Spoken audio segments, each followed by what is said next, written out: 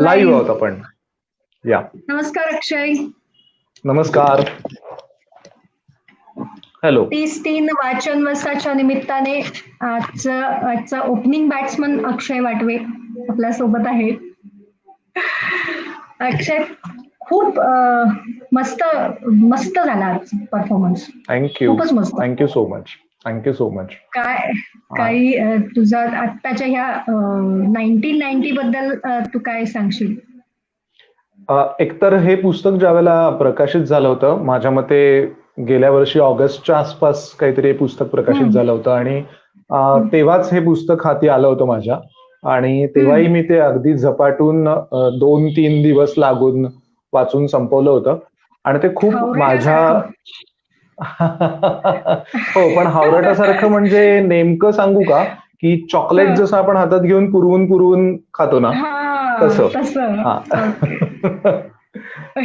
पण ऑफकोर्स म्हणजे ते एकतर खूप कनेक्ट होणारं, रिलेट होणारं, माझ्या जवळचं, माझ्या वयाला सुसंगत वाटणारं असं काहीतरी लेखन मला बऱ्याच दिवसांनी वाचायला मिळालं होतं. आणि तेव्हापासून हे मनात होतंच की हे वाचलं पाहिजे, अजून लोकांना वाचून दाखवलं पाहिजे. आणि नेमकं वाचन वसाच्या निमित्तानं हे मला वाचता आलं, याचा मला खूप आनंद होतो.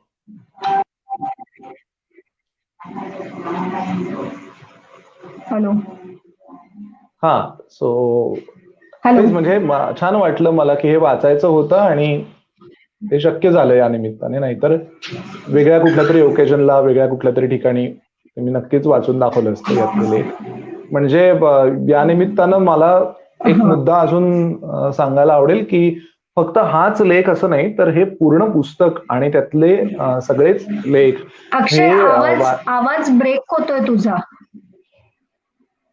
एक मिनिट फक्त, आवाज ब्रेक होतोय तुझा.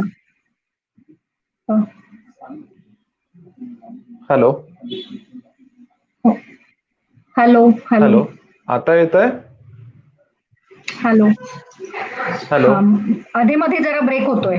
तू खूपच महत्वाची गोष्ट सांगतोयस पुस्तकाबद्दल आणि ब्रेक झाला आवाज, म्हणून मी थांबवलं. आता येतोय? हॅलो. हा, आता येतोय? मला वाटतं नमस्कार, सचिन सर पण जॉईन झाले. हॅलो. नमस्कार सर. हॅलो. हाय सर, पेजवर, आर्ट सर्कलच्या पेजवर खूप खूप स्वागत. Thank you so much. आणि कॉंग्रॅच्युलेशन्स. 10 वर्षापूर्वी सर. हो, मी रत्नागिरीला आलो होतो. हो, रत्नागिरीला आला होतात आणि पुलोत्सव मध्ये शॉर्ट फिल्म फेस्टिवल केला होता, फिल्म फेस्टिवल. करेक्ट. त्यानंतर ज्या फिल्म सोसायटीचा जन्म झालाय, ती फिल्म सोसायटी अजूनही चालू आहे. 10 वर्ष वेगवेगळे सिनेमे दाखवत आहेत. तर आमच्या कोकणच्या भाषेत सांगायचं तर तुमचं पायगुण. मला व्यवस्थित क्लिअर मेमरीज आहेत. आमच्या कोकणच्या भाषेत सांगायचं. आवाज येत नाहीये. माझा आवाज येत नाहीये? किंचित ब्रेक होतोय, पण येतोय, सांगण्यात येतोय. ओके. हॅलो. तर आमच्या कोकणच्या भाषेत सर सांगायचं तर तुमचं पायगुण बरो असा. Thank you so much. आज पण ओपनिंग बॅट्समन आम्ही म्हणतो तसं अक्षय वाटवे, आणि पुस्तक तुमचं. अधिक महिन्याच्या या वाणाला आम्ही सुरुवात आणि आपण सगळे गप्पा मारूया. मला वाटतं दीप्ती, औपचारिकता काही नसावी, कारण सचिन सर पण बऱ्यापैकी.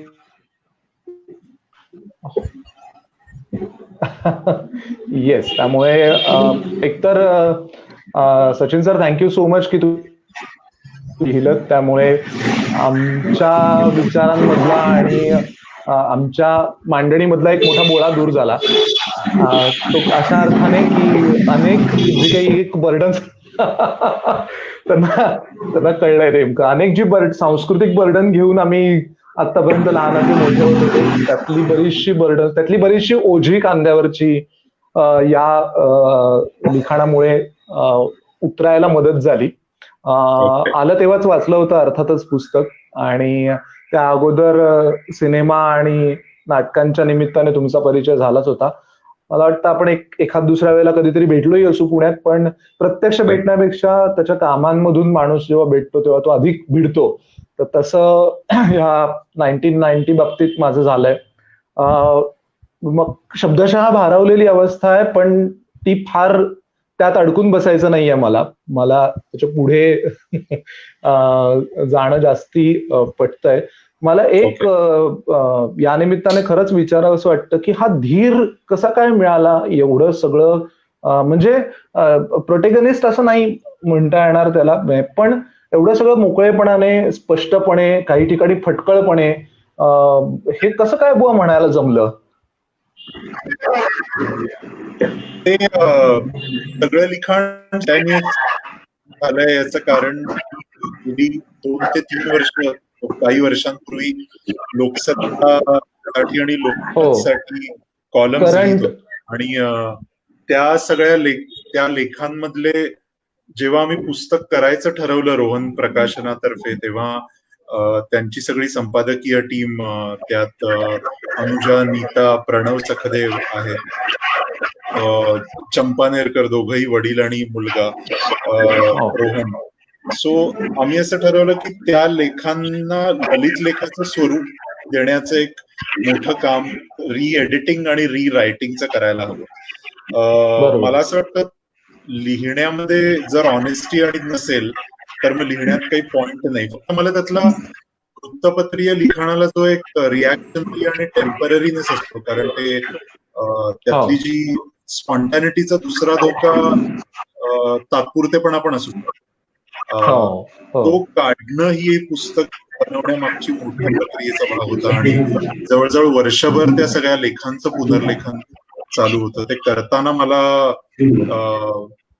चांगल्या इंटरेस्टिंग प्रोसेसला समोर जाता आलं, कारण नॉस्टॅल्जिया ला शेप देणं, नॉस्टॅल्जिया ही फार फीबल आणि फार थिन गोष्ट आहे असं मला वाटतं. ती हातातनं पटकन मांजरीसारखी निघून जाते, ती प्रोडक्टिव्हही नसते, कारण नुसत्या नॉस्टॅल्जियानी काहीच तयार होत नाही. पण तुमच्या मेमरीजना योग्य परमनंट शेप देण्याचं काम करणं हे या लिखाणाचं स्वरूप होतं, आणि त्यामुळे ते जितकं खरं, जितकं ऑनेस्ट आणि फ्रंटल राहता येईल त्याबाबत, आठवणींच्या बाबत आणि अनुभवांच्या बाबत, ते राहणं क्रमप्राप्त होतं. त्याच्याशिवाय त्याला पुस्तकाचं स्वरूप आलं नसतं. सो असा प्रवास झालाय. तो पुनर्लिखाण एक वेळा ललित लेखांचा घाट देण्याच्या प्रक्रियेतनं ते सगळे लेख गेलेले आहेत. करेक्ट आहे. बेस्ट आहे. दीप्ती, मला वाटतं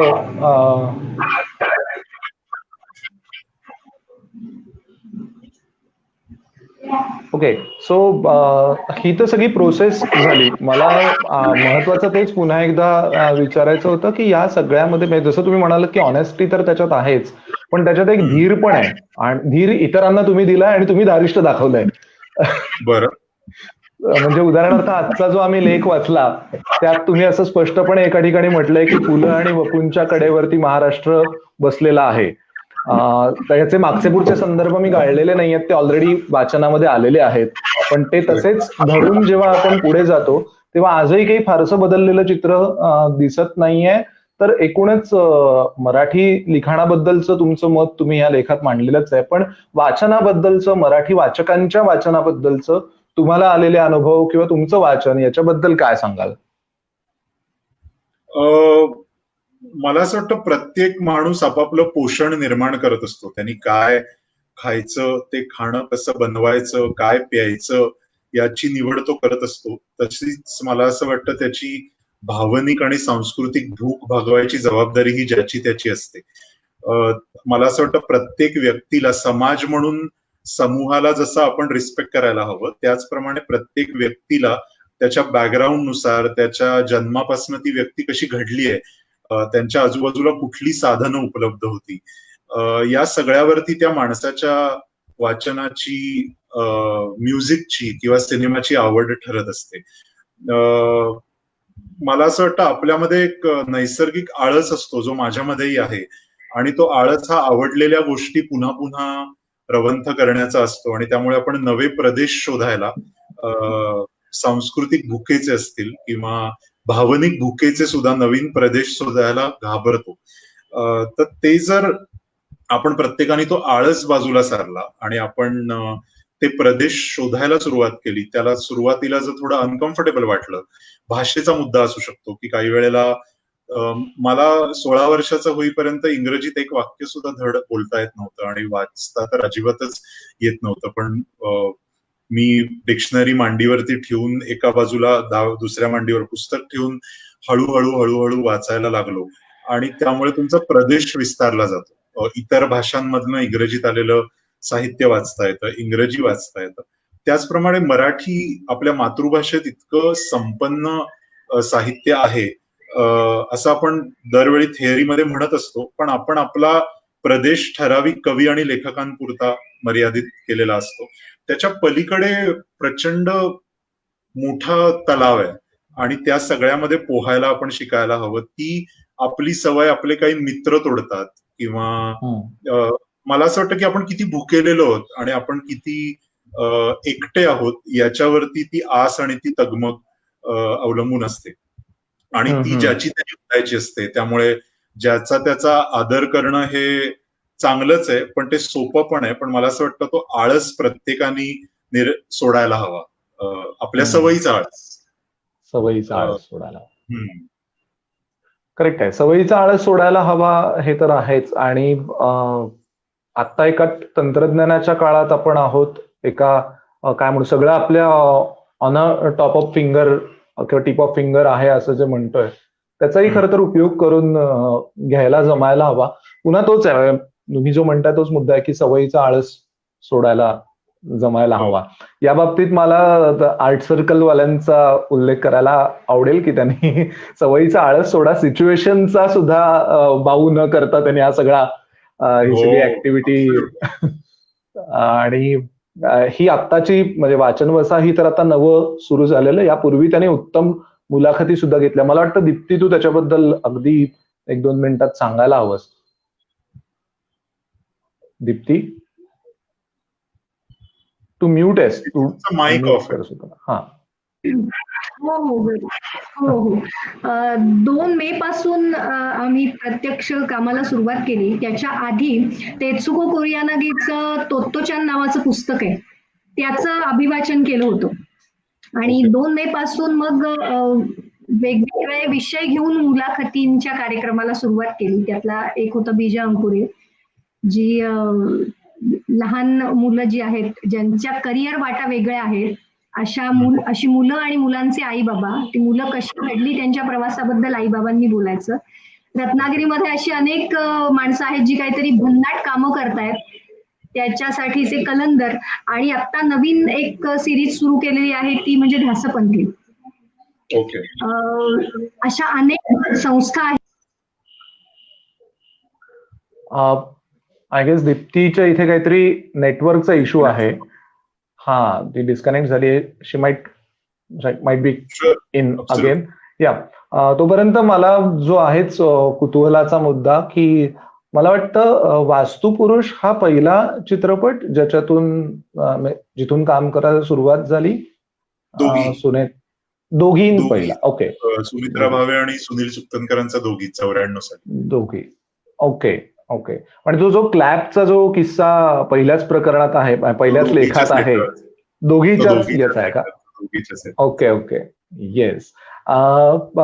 ठीक आहे. ते मला फक्त कुतूहल म्हणून होतं, विचारायचं होतं. चित्रपटाचा प्रवास बराच मोठा आहे, पण मला मूलतः त्याच्यात फोकस असा ठेवायचा होता की नाट्य लिखाण, मोहित बरोबर तुम्ही काही नाटकं फ्रीजमध्ये ठेवलेलं प्रेम आणि तिथून नाट्य स्वरूपाचं काही लिखाण, जे की तुमच्या ब्लॉगवरच्या कथा वाचताना पण त्यात नाट्य एलिमेंट असतो, तो सिनेमांमधून पण तुमच्या दिसतो. तर हा लेखनातला नाट्य एलिमेंट कसा काय मिळाला आणि तो नेमका शब्द, कारण काय होतं बऱ्याचदा मला काहीतरी प्रसंग माहिती असतो, मला एखादी घटना माहिती असते, त्यातलं नाट्य नेमकं मला शब्दबद्ध करणं, मी फेसबुकवरती लिहून जातो पटकन काहीतरी घडलेली घटना, प्रसंग छोट्या स्वरूपात, पण त्यातली नेमकी कथा फुलवून विस्ताराने कशी मांडायची असा प्रश्न मला तुम्हाला पुढे विचारायचा होता. पण त्याआधी दीप्ती आली आहे परत लाईव्ह, सो मला वाटतं तिने तिचा राहिलेला मुद्दा पूर्ण करावा आणि नाट्य कसं फुलवत न्यावं लेखनातलं त्याच्याबद्दल सचिन सरांनी बोलावं. दीप्ती, तुझा माईक म्यूट आहे. हो हो. ध्यासपंथी सिरीज जी सुरू झाली आहे, ज्या संस्था वेगळं काम करतायत, ध्यास घेऊन काहीतरी काम करतायत आणि गेली अनेक वर्ष सातत्य ठेवून नवीन लक्ष वेगवेगळी साध्य करतायत, अशा संस्थांच्या मुलाखती ज्या योगे त्यांचं डॉक्युमेंटेशन व्हावं, तर तो आता प्रोजेक्ट चालू आहे. तर आपण सर आता अक्षयच्या प्रश्नाबद्दल मला असं वाटतं, असं काही टेक्निक नाहीये नाट्य निर्माण करायचं. त्याच्यासाठी तुमचं मन अतिशय नाट्यमय असायला लागतं. आय थिंक मला निसर्गतःच एक मेलोड्रामॅटिक माइंड मिळालेलं आहे, ज्याला माझे मित्र घराचा कावळा करण्याचं खरं मन किंवा छोट्या गोष्टीचं खूप मोठं भांडवल करणारं मन मला आहे असं म्हणतात आणि ते माझी त्याबद्दल रागावणं आणि चेष्टाही करत असतात. त्यामुळे मला असं वाटतं मी आहेच ड्रामॅटिक, नाठाळ आणि हट्टी सर्व प्रकारचा, आणि त्यामुळे साध्या साध्या गोष्टींना फुलोरा देणं करायला फार काही कष्ट पडत नसावे. कष्ट हे माझ्या मते क्राफ्ट असतात की जे म्हणजे लिहून काढलं की त्याच्यावरती परिष्करण करण्यासाठी, ज्या पद्धती त्याला शेप देण्यासाठी, त्याला एक आकार देऊन, की तुमचं लिखाणाचे अनेक ड्राफ्ट करताना त्या प्रत्येक ड्राफ्ट मध्ये ते इम्प्रूव्ह कसं याबद्दल तो काटेकोरपणा आणि कष्ट तुम्हाला घ्यायला लागतात. त्यासाठी तुमचं वाचन त्याच्यामध्ये जास्तीत जास्त विस्तारत न्यावं लागतं, कारण क्रिएटिव्ह रायटिंग काही कुठल्या कोर्समधनं शिकता येत नाही. तुम्हाला स्वतःला तुम्ही जितकं म्युझिक ऐकाल, माझ्यासाठी म्युझिक ऐकणं, भारतीय आणि शास्त्रीय संगीत ऐकण्याने मला असं वाटतं तुमच्या मनातला एक सेन्स ऑफ ऍब्स्ट्रॅक्ट फार सुंदर डेव्हलप होतो, असा माझा त्याच्यावर विश्वास आहे. आणि त्यामुळे वाचन आणि संगीत ऐकणं क्राफ्ट जास्त भक्कम होते. त्याला आकार आणि वळण देण्याची क्षमता विश्वासच वाढवायला लागते. तो प्रवास गायकासारखा आहे, तुम्ही जितका रियाज कराल तुमचं काम संपृक्त होत जातं. आणि त्यामुळे लेखकाला एक शिस्त पाळावी लागते, ते म्हणजे लिहिणं आणि प्रकाश याच्यामधली अंतर आणि त्याचा निर्णय. तुम्ही आता केला ज्याच्यावर मला असं वाटतं प्रत्येकाला असं वाटतं की तो लिहितोय म्हणजे तो लेखक झालाय, पण लेखक असतो तो लिखाण आणि प्रकाशन याच्यामध्ये प्रचंड मोठी वाट पाहत असतो आणि त्या लिखाणाला प्रकाशित करणे, आकार देण्याच्या कामाला लेखन म्हणतात. लिहून काढण्याच्या कामाला लेखन म्हणत नाही, कारण सगळेच लोक लिहू शकतात पण ते लेखक नसतात. फेसबुकवरचं कोणी लेखक नसतं, ते लिखाण बाजूला ठेवून त्याकडे पुन्हा पुन्हा बघत राहत, त्याकडे काम करत एक निर्णय घेण्याची वेळ येते की हे प्रकाशित करायचं आहे आणि रिप्लेसली काही वेळेला तो निर्णय कॅन्सल करावा लागतो की हो मी लिहिलं एवढं, मी 5 वर्ष काम केलं पण मला हे प्रकाशित नाही करायचंय. त्या प्रक्रियेला लेखन म्हणतात असं मला वाटतं, त्यामध्ये त्याची बीज आहे. ग्रेट. शिस्तीने वाचन आणि शिस्तीने लिखाणाला आकार देणं अशा, किंवा काय म्हणून निग्रहाने लिखाणाला आकार देणं, अशा 2 मुद्दे आता तुमच्या बोलण्यात आले. आपले जे श्रोते आहेत ते सगळ्या भागातले आहेत, श्रोते किंवा प्रेक्षक जे आहेत ते महाराष्ट्रातल्या वेगवेगळ्या भागातले आहेत. एक समज असा असतो की म्हणजे मगाशी मी आणि दीप्ती बोलत असताना आम्हाला पण ते जाणवलं की पुणे, मुंबई मध्यवर्ती शहरं किंवा मोठी शहरं जी आहेत इथे एक एक्सपोजर सगळ्या प्रकारचं असतं, मिळतं. म्हणजे उद्या मला वाटलं की सचिन कुंडलकरांना मला प्रत्यक्ष भेटायचं आहे, तर ते पुण्यात राहत असतील किंवा मुंबईत राहत असतील तर मला समक्ष येऊन भेटता येतं.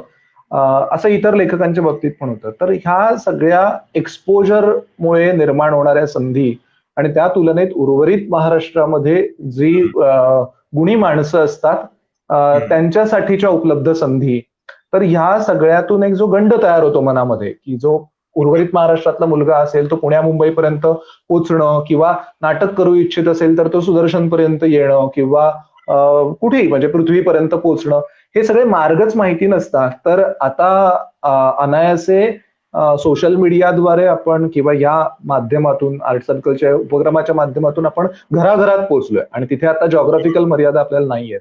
तर या सगळ्यांना गृहीत धरून जर एक मार्ग निश्चितीच्या दृष्टीने शिस्त आणि त्याची एक रचनाबंध किंवा त्याचा एक शेपअप त्याला करणं असं जे म्हणतो, ते करिअरच्या बाबतीत पण, लिखाणाच्या बाबतीत पण आणि या एंटरटेनमेंट इंडस्ट्रीत येण्यासाठी पण खूपच पसरट झालाय प्रश्न, मी समजू शकतो. पण या दृष्टीने काय नेमकं सांगता येईल? मला असं त्यांनी वाटतं काय काळजी घ्यायला हवी? आणि बरोबर आहे. आणि मला म्हणजे काही वेळेला पुण्या मुंबईमध्ये किंवा मोठ्या शहरामध्ये तुमचा जन्मच झाला असेल तर तुम्हाला अनेक गोष्टी सोप्या होतात. हे जरी खरं असलं तरी पुण्यासारख्या शहराला आपण 60 आणि 70 किंवा 80च्या दशकामध्ये जी मूल्य आणि जी एक क्रिएटिव्ह व्यवस्था होती त्या चष्म्यातनं आपण अजूनही पाहतो असं मला वाटतं. मला असं वाटतं पुण्यामधले अनेक तरुण एकही पुस्तक वाचत नाहीत, कधीही गाणं ऐकत नाहीत, अशी लाखो हजारो मुलं आहेत. आणि त्यामुळे मला असं वाटतं या शहराला मुख्यतः ग्लोरिफाय करणं बंद केलं पाहिजे. मुंबईला असो, पुण्याला असो, ग्लोरिफाय करणं बंद यासाठी करायला हवं की ती शहरं आता आपल्या प्रतिमेमध्ये जशी ती कलासक्त, कला व्यासंगी आणि सगळे एकमेकांना भेटणारी अशी शहरं होती, ती आजच्या काळात राहिलेली नाही. त्यामुळे महाराष्ट्राच्या कुठल्याही भागात जरी आपण जन्मलेलो असू तरी स्वतःला आपण एक सन्मान द्यायला हवा. जर आपली आवड तीक्ष्ण असेल आणि आपली भूक जागृत असेल तर कुठल्याही प्रकारचा या दोन शहरांबाबतीतचा इन्फिरियरिटी कॉम्प्लेक्स ठेवता कामा नये, कारण ती अत्यंत सामान्य, बचबचपुरी झालेली आणि आजच्या काळामध्ये विचार करताना शहर आहेत.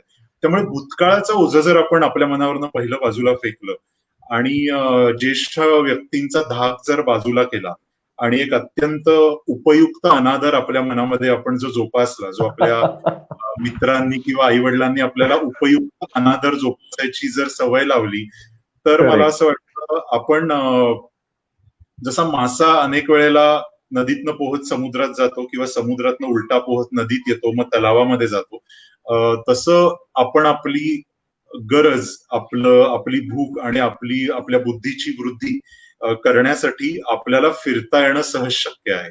तुम्हाला कुणीही कुठेही राहण्याविषयीची सक्ती केलेली नसते. तुम्हाला घर सोडण्यासाठी, घरातच राहण्याविषयी किंवा कुटुंबामध्येच जिथे जन्माला आहात तिथेच टिकून राहण्याविषयी कुणी काहीच म्हणत नसतं. तुम्ही निघून जाऊ शकता, परत येऊ शकता.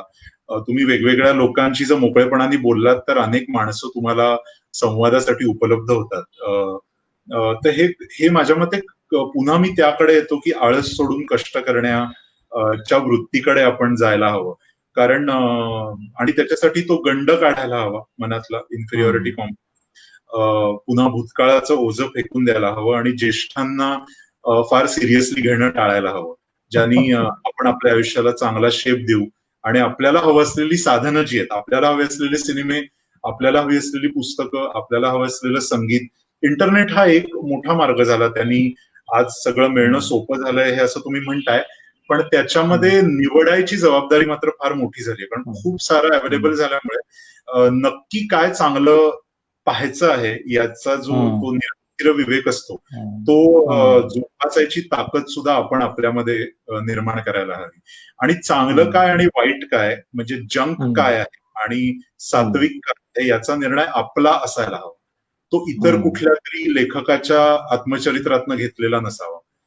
तो आपला आपण डेव्हलप करायला हवा प्रत्येक माणसाने. तो लेखक किंवा वाचकच असायला पाहिजे असं नाही, तो कुणीही कुठलंही काम करणारा माणूस असेल. मला असं वाटतं की जो माणूस आपलं काम मनापासून करतो दिवसभर आणि संध्याकाळी ते काम, त्याचा आनंद त्याला मिळतो, ती सगळी माणसं समान पातळीवर असतात, सगळी. त्यामुळे कलाकार असा काही फार कोणी वेगळा माणूस नसतो. तुम्ही तुमचं काम दिवसभर कष्टाने करून संध्याकाळी तुम्हाला तुमच्या कामाचा आनंद मिळत नसेल तो दिवस घालवण्याचा, तर मोठा गंभीर प्रश्न आहे आयुष्यामध्ये. तो ताबडतोब सोडवायला हवा, कारण त्याने अधोगती होते. पण मला असं वाटतं स्वतःला सन्मान देणं ही त्यामध्ये गर्वाच्या दिशेला न जाता पण स्वतःला एक सन्मान देणं, कुठेही जन्मलो असू आणि कुठेही राहत असू आपण, अतिशय छोट्या गावात जरी राहत असू. उदाहरणार्थ मला रत्नागिरीविषयी सांगायला आवडेल की वैभव जोशी नावाचा रत्नागिरीचा एक व्हिज्युअल आर्टिस्ट आहे. तो इतका चांगला पोर्ट्रेट मेकर आहे, जे स्कूल ऑफ आर्ट्स मध्ये शिकलाय. आणि त्याची काही पोर्ट्रेट जर तुम्ही पाहिली, त्याचं इंस्टाग्रामचं पेज आहे, त्यांनी स्वतःच्या घरामध्ये त्यांनी केलेलं एक तैलचित्र आहे. त्याची अंतर्गत जाणीव, त्याची दृष्टी आणि त्याच्या हातातलं त्याचं अंतर्गत जे मन आहे ते जर तुम्ही पाहिलं तर तुम्ही स्तिमित व्हाल. इतका तो, मला असं वाटतं त्यांनी जर काम करायचं ठरवलं आणि जास्तीत जास्त पोर्ट्रेट्स निर्माण करायची ठरवली तर तो फार बिनीचा चित्रकार होऊ शकेल. इतकी ताकद त्याच्यामध्ये आहे. तुमच्याच शहरातला आहे, रत्नागिरीचाच आहे. मला असं वाटतं काहीच मध्ये येऊ शकत नाही कोणाच्याच. मला आणि नक्कीच खात्री वाटते की मध्ये जे जे येईल त्याच्यावरती कशी मात करायची, म्हणजे आपल्याला कॉपी नाही करायचं, पण बरेच मुद्दे 1990 मध्ये आलेले आहेत. आता सर जे बोलता बोलता म्हणाले की घर तुम्ही सोडू शकता, तर त्या घर सोडण्यावरचा एक सुंदर उल्लेख सचिन सरांच्या याच 1990 मध्ये आहे. आणि फ्रस्ट्रेशन पीक पॉइंटला गेल्यानंतर सुद्धा काय होतं आणि त्याचं पर्यवसान कशात होऊ शकतं, त्यातून बाहेर पडून उत्तम निर्मिती मूल्य असणारे चित्रपट कसे निर्माण होऊ शकतात याचेही उल्लेख याच पुस्तकात आलेले आहेत. मी जे सुरुवातीला दीप्ती तुला म्हणालो ना की मी भारावून गेलो होतो हे पुस्तक वाच, म्हणजे हे एवढं ऍप्ट आहे की मी एक जेमतेम एखादी पिढी पुढची आहे सचिन सरांच्या, आणि आम्हाला खरंच गरज होती की असं कोणीतरी स्पष्टपणे लिहिलेलं, स्पष्टपणे सांगणारं आपलं सगळं. म्हणजे मला एका पॉइंट नंतर असं झालं होतं हे पुस्तक वाचताना दीप्ती की सचिन सर त्यांचं असं घर उघडून या आतमध्ये बसा, हे इथे असं आहे, इथे मी हे असं केलंय. मी मला किती सर समोरासमोर म्हणून असं नाही, पण दृश्यात्मकता या सगळ्या लिखाणातली जी आहे, म्हणजे ते परदेशात असतानाच्या तिथल्या निवासात स्वयंपाक घरात काहीतरी करून पाहणं, मग कॉफी घेऊन बाहेर किंडलवरती पुस्तक वाचत बसणं, एवढे तपशील मला आज आठवू शकतात. मी खरं सांगतो, मी आत्ता हे पूर्ण पुस्तक वाचलेलं नाहीये. मी जेव्हा आलं तेव्हाच हे पुस्तक पहिल्या एका बैठकीत वाचून संपवलं होतं. तर त्या अर्थाने मला हे खूप महत्वाचं आणि उदो उदो करावं असं नाही, तर प्रत्येकाने आपल्या जवळ ठेवावं आणि कुठल्याही नव्या क्षेत्रात काम करू पाहणाऱ्या, जसं सचिन सर आता म्हणाले की कुठलंही क्षेत्र असू दे, त्या क्षेत्रात काम करू पाहणाऱ्याने कामाचं समाधान मोजण्यासाठी हे पुस्तक एकदा आधी वाचावं आणि मग ते समाधान मोजावं, असं खरंच मला प्रामाणिकपणे म्हणावं असं वाटतं. Over to Deepti. खूप प्रेक्षक बघतायत आपली ही मुलाखत. एक प्रश्न आलाय सचिन सरांसाठी. कुठल्याही पुस्तकाची वेब सिरीज किंवा फिल्म होऊ शकते का? म्हणजे फिल्म किंवा वेब सिरीज होण्याच्या दृष्टीनं पुस्तकाचा गाभा आणि हे काय असू शकतं, किंवा प्रत्येक पुस्तकाचं होत नाही वेब सिरीज किंवा फिल्म, तर ते कुठल्या नजरेने तुम्ही पाहता त्या पुस्तकाकडे जेव्हा त्याची फिल्म किंवा वेब सिरीज बनायची असेल?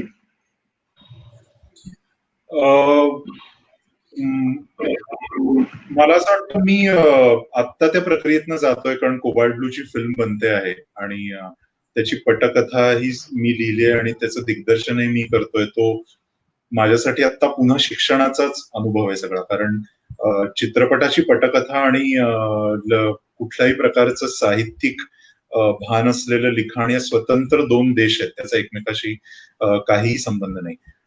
हाऊएव्हर आपण अनेक वेळेला आपल्या देशात सुद्धा आणि बाहेरच्या देशांमध्ये सुद्धा अनेक महत्वाच्या साहित्य कृतींवरती आधारित चित्रपट पाहिलेले आहेत. वेब सिरीज हे माध्यम खूप नवीन आहे, त्याची तंत्र नवीन आहेत आणि ती तंत्र अजून सेटल होत आहेत. त्याला सेटल व्हायला अजून काही 4-5 वर्ष लागतील. पण मला आता स्वतःला काम करताना जवळजवळ 2.5 वर्ष मी पटकथेवर काम करत होतो कोबाल्ट ब्लूच्या, आणि सगळा अनुभव हा डोळे उघडणारा होता, कारण ते अवघड आहे. माझी पहिली रिॲक्शन ही नाही बनवायची ही फिल्म याच्यानीच झाली नेटफ्लिक्स सोबत, की जेव्हा त्यांचा फोन आला की आपण ही फिल्म बनवूया का, तर मी त्यांना म्हणलं नाही, कारण ते 2 मोनोलॉग्स आहेत आणि त्याच्यावर आपण फिल्म कशी बनवणार. तर ते म्हणले नाही, ही फिल्म बनवायची आहे. आणि ती तूच बनवायला हवीस. तर मी म्हणलं मग मी बनवत नाही, कारण माझ्यासाठी ते पुन्हा मी कशाला व्हिजिट करू त्या सगळ्या मटेरियलला परत, कारण माझी मुक्ती झाली आहे त्या सगळ्यातनं. आता मला परत नका त्यामध्ये घालू. तुम्ही हक्क घ्या आणि कादंबरीचे आणि तुम्ही बनवा फिल्म. तर त्यांनी मला ढकललं त्या कामामध्ये आणि जवळजवळ 2.5 वर्ष आम्ही शांतपणे पटकथेवरती काम करत होतो. मला असं वाटतं की माध्यमं नुसती वेगळी नाहीयेत, ती समांतर नाहीयेत. आपल्याला अनेक वेळेला असं वाटतं की ती समांतर आहेत का, तर त्यांचा एकमेकांशी काहीही संबंध नाहीये. आणि त्यामुळे वाचक जेव्हा प्रेक्षक बनतो, त्या साहित्यकृतीचा वाचक जेव्हा त्या साहित्यकृतीवर बनवलेल्या चित्रपटाचा किंवा वेबसिरीजचा प्रेक्षक बनतो, तेव्हा त्याच्या पदरी निराशेच्या पलीकडे काहीच येऊ शकत नाही आणि तो त्याचा दोष असतो, बनवणाऱ्यांचा नाही. कारण तो साहित्यकृतीचा चष्मा उतरवून नव्या माध्यमाकडे पाहत नाही. कारण अनेक वेळेला वाचकांना चित्रपट कसा बघायचा याची सवय नसते. पुन्हा ते त्या नॉस्टॅल्जियात असतात कादंबरीच्या आणि मूळ साहित्यकृतीच्या, आणि तो नॉस्टॅल्जिया त्यांचा घात करतो. आणि त्यामुळे आपल्याकडे अशी सरधोपटपणे उठून पटकन काहीतरी बनवायची जशी एक परंपरा आहे, तशी सरधोपटपणे हे म्हणायची सुद्धा परंपरा आहे की नाही बनव कादंबऱ्यांवरती वेब सिरीज किंवा सिनेमे, कारण ते चांगले बनत नाही. तर त्या दोन्हीला छेद द्यायला पाहिजे. मला असं वाटतं की त्याचं पटकथेचं लिखाण हे सोपं नाही, त्याच्यावर वर्षानुवर्ष काम करायला पाहिजे. मला नेटफ्लिक्सनी एवढा वेळ दिलाय. आम्ही हिवाळ्यामध्ये सुरू करू फिल्मचं काम आता, कारण या अख्ख्या वर्षभरामध्ये कोविडमुळे त्याचं काम सुरू झालं नाही चित्रीकरणाचं, पण डिसेंबरमध्ये बहुधा ते सुरू होईल. आणि पण अडीच एक वर्ष लिखाणाला वेळ देणं हे त्याच्यामध्ये ती मजा, कारण त्याच्यामुळे मला मजा घेता आली पुन्हा त्या मटेरियलची, आणि मला संपूर्ण नवीन विश्व निर्माण करून नवे चॅलेंजेस. मी 20 वर्षापूर्वी, मी 22-23 वर्षाचा असताना लिहिलेलं पुस्तक आहे, मी आज 43 वर्षांचा आहे. तर मला त्याच्यात नवीन चॅलेंजेस निर्माण करणं आवश्यक आहे, नाही तर मी कशाला ती फिल्म बनवू. जशीच्या तशी वाचकाला बरं वाटावं आणि त्याला तीच लिमलेटची गोळी लहानपणी संत्र्याची मिळायची तशीच त्याला मिळावी, तर मग मी कशाला कष्ट करू. मग पुस्तक वाचत बसा. तर तो व्यायाम दोघांनी करायला हवा असं मला वाटतं. अडॅप्टेशन ही अत्यंत अवघड गोष्ट आहे.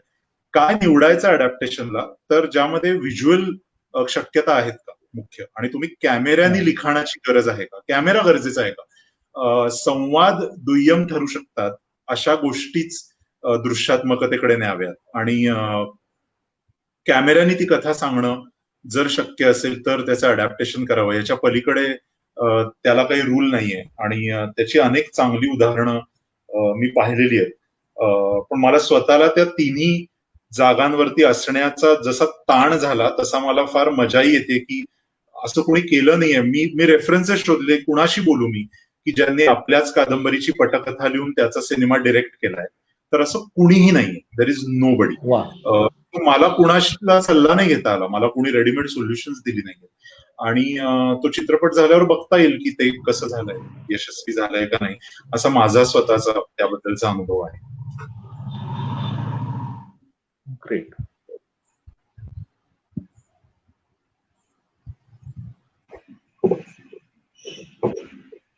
हॅलो.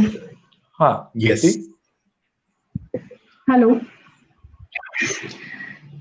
पॉंडेचेरी हा एक वेगळाच प्रयोग आहे तुमचा.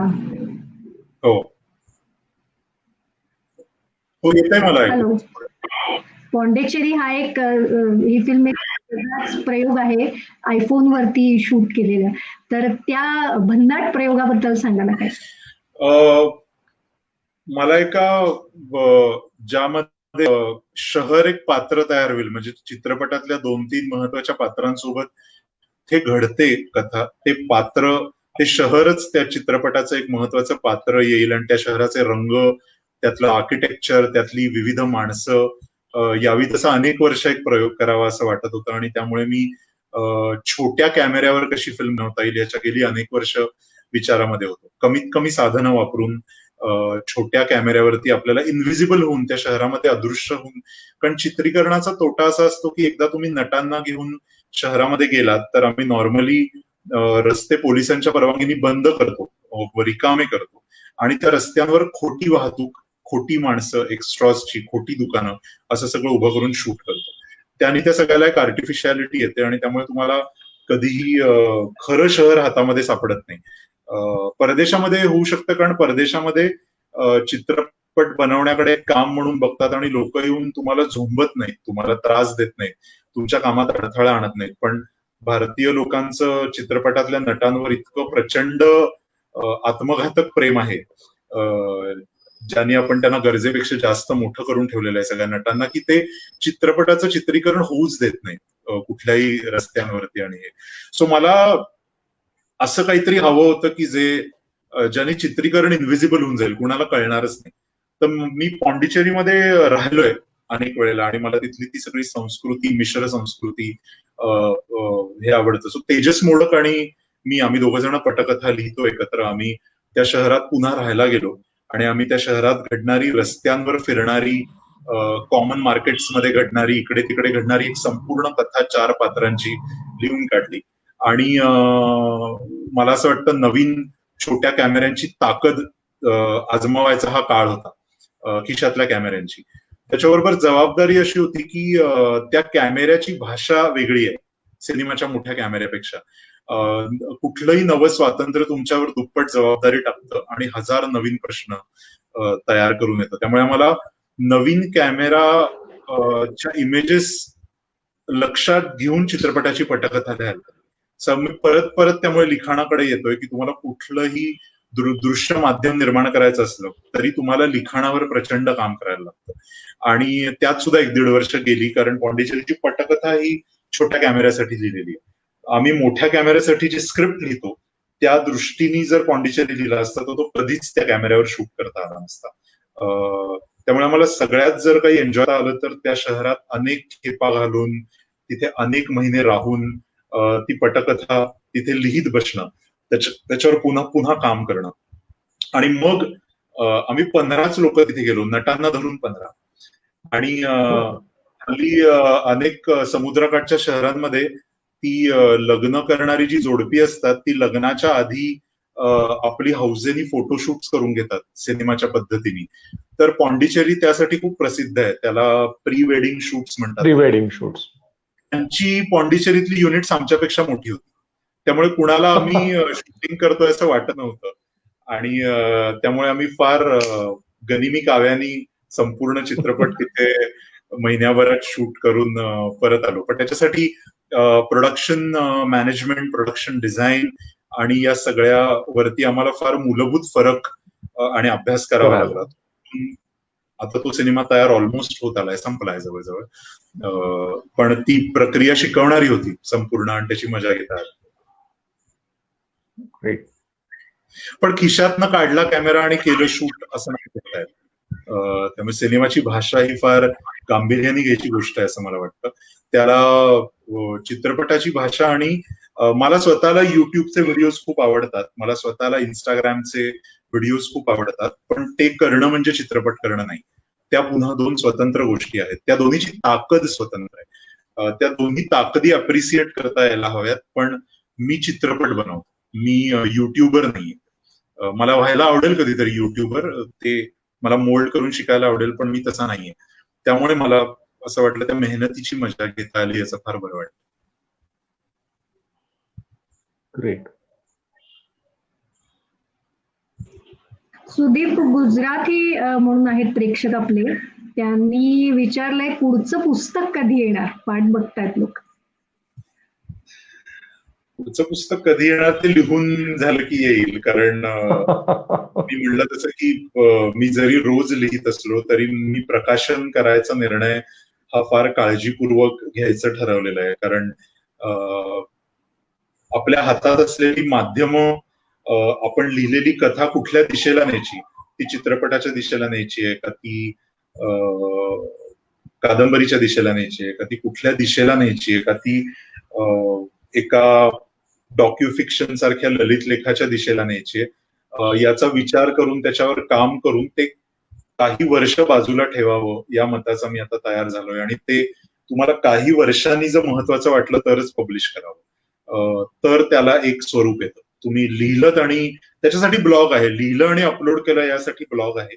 आणि काही लिखाण स्पॉन्टेनियसली शेअर करावं असं वाटतं, त्यासाठी ब्लॉगची जागा आहे. पण पुस्तक ही ब्लॉगची जागा नाही. आणि त्यामुळे ते कधी येईल याचा निर्णय लिहून झाल्यावर काही वर्ष बाजूला ठेवून त्याच्याकडे पाहिल्यावरच तो निर्णय घेता येईल. त्यामुळे येईल पण, कारण यायलाच हवा. म्हणजे असं काही लिहून बाजूला काढून ठेवलेलं आहे गेल्या 1-2 वर्षात? बघितलंच नाहीये. लिखाण चालू आहे. लिखाण चालू आहे शांतपणे. आणि या लॉकडाऊनच्या काळात मला असं वाटतं हा सगळ्यात सुदैवी काळ होता. मला अत्यंत बरं वाटलं आपण सगळे आयसोलेट झाल्याबद्दल आणि आपण सगळे एकटे पडून आपापल्या जागा मिळाल्याबद्दल. जो संगीतकार आणि लेखकांसाठी तर सगळ्यात जास्त प्रोडक्टिव्ह असा काळ होता. आणि त्यामुळे प्रचंड लिखाण झालं या सगळ्या काळामध्ये. ते लिखाण इतर वेळी होणाऱ्या लिखाणापेक्षा अतिशय वेगळ्या स्वरूपाचं आणि टेक्स्चरचं तयार झालंय. आणि त्याच्यामध्ये तो लॉकडाऊन आमचा अजूनही संपलेला नाहीये, कारण आमचं बाहेरचं काम सुरू व्हायला चित्रीकरणाच्या परवानग्या मिळतात. 1-1.5 महिन्याचा काळ आहे, 2 महिन्याचा काळ आहे. त्यामुळे तेच चालू आहे आणि मला बरं वाटतंय त्या सगळ्याचं. मी फार खुश आहे गेले 6 महिने या लॉकडाऊनमुळे.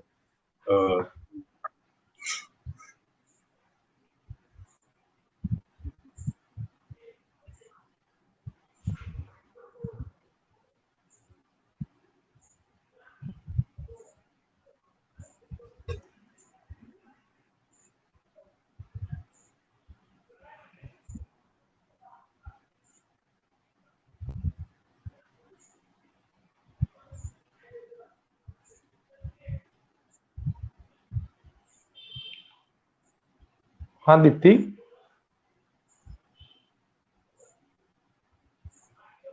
तुमचं माईक ऑफ आहे दीप्ती. हॅलो. येस.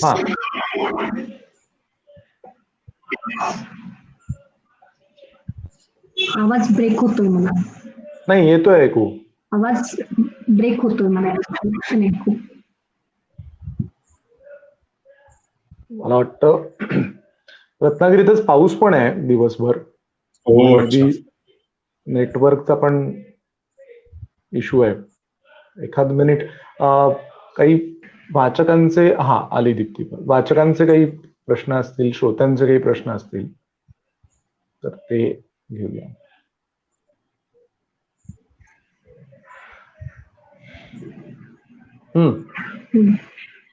व्यक्त होत असताना जे लिखाण होतं ते मागाहून विशिष्ट माध्यमासाठी शेपअप कसं करावं?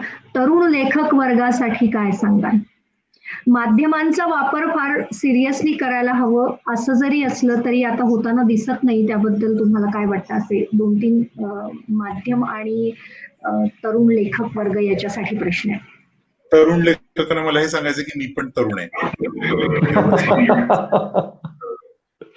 त्यामुळे मला वेगळं काही सांगायचं नाही. आणि मी म्हटलं तसं या कुठल्याही प्रश्नांना रेडीमेड सोल्युशन्स नाहीये. म्हणजे ते काही इन्स्टंट डोसा किंवा गुलाबजामचं पाकिट मी ते पाण्यात मिक्स केलं आणि त्याची काही सोल्युशन झाली आणि ज्यामुळे आपल्याला अचानक काही चांगलं पाहायला मिळालं टीव्हीवर. मला असं वाटतं आपल्याला जे बघायला मिळतंय सध्या टीव्हीवरती जे दुय्यम दर्जाचं आहे आणि इंटरनेट पॉवरफुल का व्हायला लागलं याचं कारण आपण आपल्यावर बघायची सक्ती नाहीये. आपण ज्या क्षणी बंद करू त्या क्षणी हजार लाखो माणसं ते चॅनल बघणं बंद करतील, त्या क्षणी ते चॅनल बंद होईल. तर मला असं वाटतं आपण ते कसं आहे माहितीये का, तुम्ही सिगरेट पीत असं म्हणायचं की स्मोकिंग थांबवलं पाहिजे बाबा, तर तसं तक्रार करणं हे सध्या काही चांगलं पाहायलाच मिळत नाही. तर तुम्ही आधी बघणं बंद करा सध्याचं माध्यम. आणि इंटरनेटवरती मला असं वाटतं असंख्य चांगले पर्याय आहेत, त्यातनं निवडायची क्षमता तुमच्यामध्ये तयार करा. कारण मला असं वाटत नाही की अजिबात चांगलं काही बनत नाहीये. वृत्तपत्रांचा आणि टेलिव्हिजनचा काळ संपलाय आणि आपण त्या अर्थाने इंटरनेटकडे व्हॉट्सअप आणि फेसबुकच्या पलीकडे गेलो नाही. त्यामुळे आपल्याला इंटरनेट स्वतःला चांगली ओळख करून जर घेता आली तर मला असं वाटतं की ती ओळख करून देणारी जास्त तरुण मुलं, जास्त लहान मुलं तुम्ही लहान मुलांकडनं जर शिकायचं ठरवलं तर तुम्हाला इंटरनेटचा जास्त चांगला वापर करायला घरातल्या लोकांना शिकवतील आणि मग तुमची तक्रार संपेल की काही चांगलं नाहीच आहे. पण आपण जर कन्व्हेन्शनल टेलिव्हिजन आणि प्रिंटेड न्यूजपेपर्स ही जी काही काळामध्ये आउटडेटेड होऊन जातील, पुढची पिढी ती बघणार नाही आणि वाचणारच नाही, त्या माध्यमांमध्ये जर तुम्ही असाल तर तुम्हाला काही चांगलं मिळणार नाही. पण ती जबाबदारी तुमची आहे. करेक्ट. हे म्हणजे सचिन सर तुम्ही नेहमी म्हणता तसं आहे की जुन्याचं ओझं कॅरी करत राहायचं आणि त्याच नॉस्टॅल्जिक फिलिंग मध्ये अडकून राहायचं आणि मग काही होत नाही असं म्हणायचं. हो. मला दीप्ती, जर पुढचा वाचकांचा म्हणजे किंवा श्रोत्यांचा प्रश्न नसेल तर मला एक विचारायचं आहे, मी विचारू का?